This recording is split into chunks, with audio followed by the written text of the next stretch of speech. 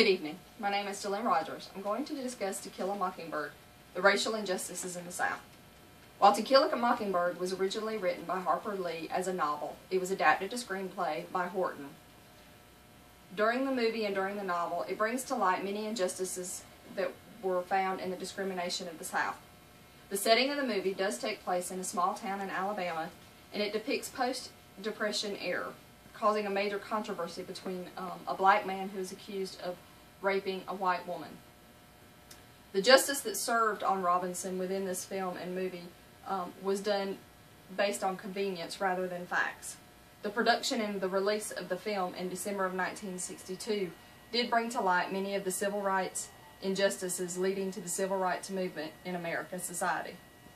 The setting of the movie does portray in Macomb, Alabama, which was a replica of Lee's actual hometown in Mooreville, Alabama. The movie was depicted with events that appeared to be constantly in the news of the 1950s and 60s rather than the 1930s, which was the actual setting of the movie.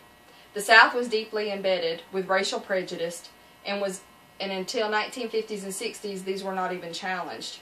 While Lee's intention in writing her novel was not intended as the evidence of racial injustice, it was definitely opening to the eyes of many. Although the main setting was post-Depression era, Lee made an explicit juxtaposition regarding the Third Reich and the American South. With popularity of the novel and the film growing, the idea of the Third Reich being wrong came to light, as well as showing that the American South was also in the wrong with their racial prejudice.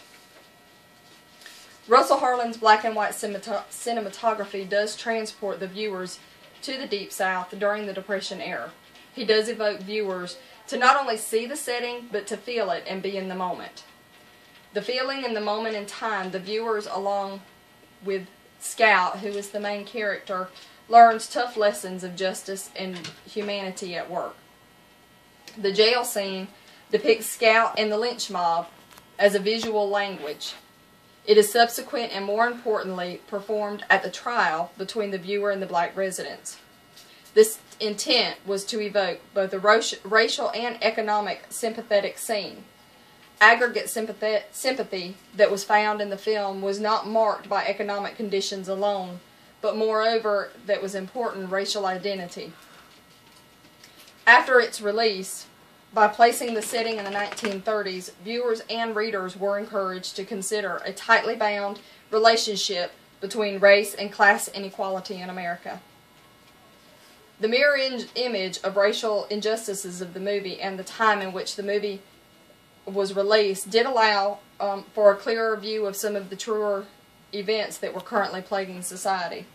The viewer did have a unique perspective on how injustices were being dealt with, not only by children but also by adults. The Jim Crow laws did doom the South with very little possibility of reconciling the value of equality. Since the American Revolution, Southern Americans typically lived in a lifestyle of hypocrisy. The novel uses a comparison of Nazism, however the film does make no reference to this and therefore muffles the issue of a double standard. Atticus Finch, who is the main character and Scout's father, and the lawyer charged with defending Robinson during the trial, was based on Lee's own father.